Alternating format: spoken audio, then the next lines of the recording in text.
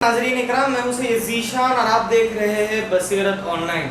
नाज़रीन इकराम, हमारे प्यारे मुल्क हिंदुस्तान में मॉब लिंचिंग के मुकदमात, मॉब लिंचिंग की घटनाएं दिन ब दिन बढ़ती जा रही है। नाज़रीन, ये जो सिलसिला था ये शुरू हुआ था 2014 से।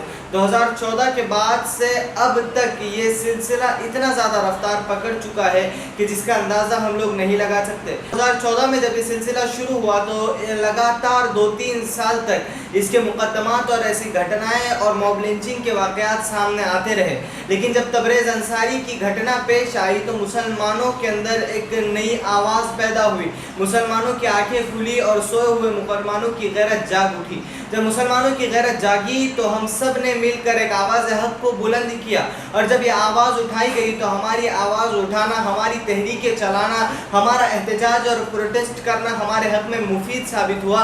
गोया कि लॉकडाउन के बाद से 1-2 साल तक मॉब लिंचिंग के केसेस पर बहुत ज़्यादा पाबंदी लगाई गई और मॉब लिंचिंग के बहुत कम केसेस सामने आने लगे। 2023 के शुरू ही से, इब्तिदा ही से मॉब लिंचिंग के केसेस में हमें ज़्यादा बढ़ाव देखने को मिला है।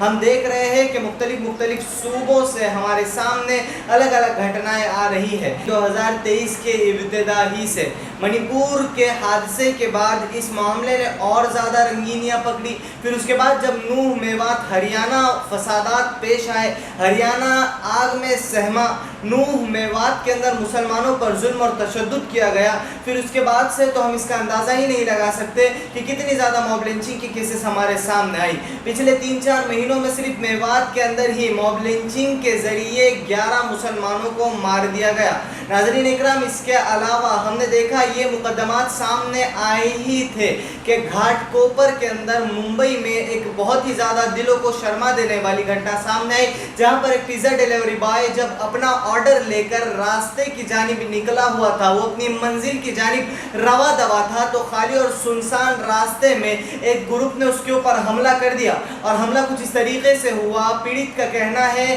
कि मुझे धार्मिक नारे लगाते हुए मारा गया, और इतना मारा गया कि अभी पीड़ित हॉस्पिटल के अंदर एडमिट है। मौसूफ का ये कहना है कि मुझे इंसाफ दिलाइए, मैं इंसाफ की गुहार लगाता हूँ। मौसूफ के घर में सिर्फ अकेला मौसूफ ही कमाने वाला था, इसके अलावा उसके वालिद साहब का इंतकाल हो चुका था, बाकी उसके 6 बहनें हैं और कोई भी ऐसा शख्स घर के अंदर नहीं है जो कमाता धमाता हो। लेकिन आज इसकी हालत पड़ी हुई है कि हॉस्पिटल के बेड पर एडमिट है और इसके घर वाले खाने के भी मोहताज हुए पड़े हैं। नाज़रीन इकराम, ये बहुत बड़ा सवाल है हम तमाम मुसलमानों के लिए और हमारे मुल्क की गवर्नमेंट के लिए।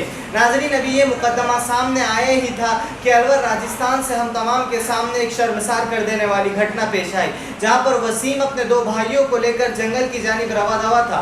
तो जंगल के जो अफसरान होते हैं, जिनको फॉरेस्ट टीम कहा जाता है, उनके साथ कुछ बजरंग दल के लोगों ने मिलकर इन तमाम के ऊपर, इन तीनों के ऊपर इतना ज़्यादा खतरनाक और वाशियाना तरीके से हमला किया कि जिसमें 27 साला नौजवान वसीम अपनी जान गंवा बैठा। उसके दोनों भाई भागने में कामयाब हुए। जब दोनों भाई हॉस्पिटल के अंदर अभी एडमिट हैं, उनसे इंटरव्यू लिया गया तो इंटरव्यू के दौरान उन्होंने बताया कि हम तमाम को फिर वही एक बात जो दोहराई गई, हर मॉब लिंचिंग के दौरान दोहराई जा रही है कि धार्मिक नारे लगाते हुए हम पर तशद्दुद बर्पा किया गया।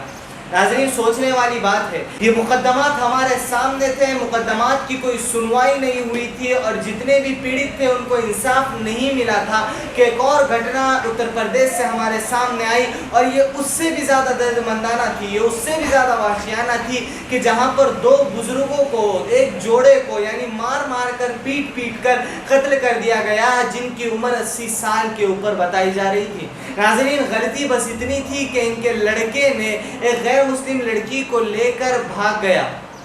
लो, जिहाद के मैटर में इसके माँ बाप से सवाल जवाब किए गए।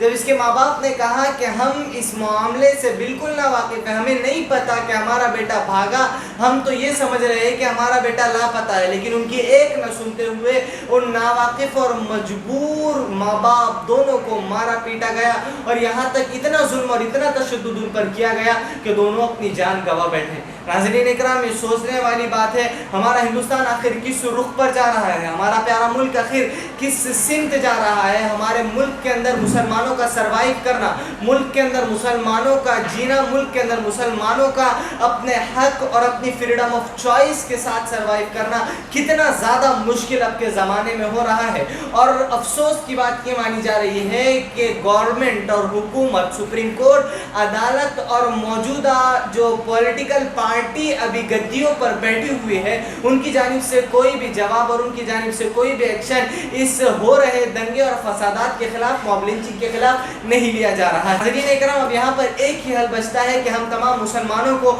एक होने की ज़रूरत है। हम तमाम मुसलमानों को एक साथ और एकजुट होकर इन मॉब लिंचिंग के खिलाफ आवाज़ उठाने की ज़रूरत है, क्योंकि अगर हम मुसलमान ही इन मजलूमों के खिलाफ, जिनको बेवजह मारा गया, पीटा गया, इनके लिए आवाज़ नहीं उठाएंगे, इंसाफ की गुहार नहीं लगाएंगे, तो यकीनन याद रखना कल की बारी अपनी भी आ सकती है, कल की बारी आपकी बस्ती में भी आ सकती है। नाज़रीन, इस वीडियो को ज़रूर आगे शेयर करना, और अगर आप हमारी इस बात से एग्री करते हैं तो हम एक अज़्म मुसम्मम करें कि हम एक ऐसी आवाज़ उठाएंगे कि जिसके ज़रिए मजलूमों को इंसाफ मिल सके और मॉब लिंचिंग के बढ़ रहे केसेस पर प्रतिबंध लगाया जा सके। अपना ओपिनियन कमेंट बॉक्स में ज़रूर देना और चैनल को सब्सक्राइब कर देना। अस्सलाम वालेकुम।